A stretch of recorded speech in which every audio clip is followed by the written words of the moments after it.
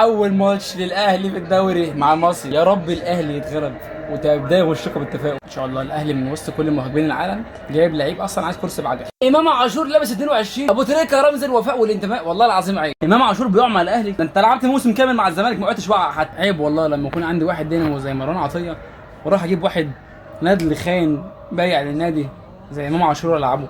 عيب، مبيعوه ملوش لازمه في الاهلي. هو ده مهاجم الاهلي اللي هيجيب كل البطولات؟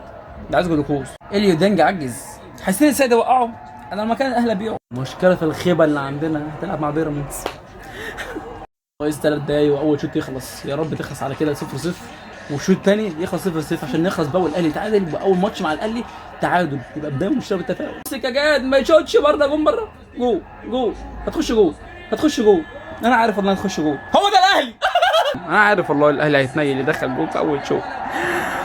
انت اتنين تحافظ على امك، الجون يخلص بقى شو ما كانت تخلص 0-0 اجري حاجه يعني.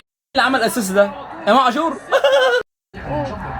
عايز اختي اهلي على بيت ابوك وهرجعك انا بقول لك اهو لما تدوق. امام عاشور بيقتل نفسه مع الفرق ده، لو مولود في الاهلي مش هيعمل كده. 3 دقايق وقت ما تضيع، ما خليها دقيقه واحده يا حكم. مصر بصراحه مستحيل يعمل ريمونتادا، هو اخره يه يا دوبك يقدر يتعادل.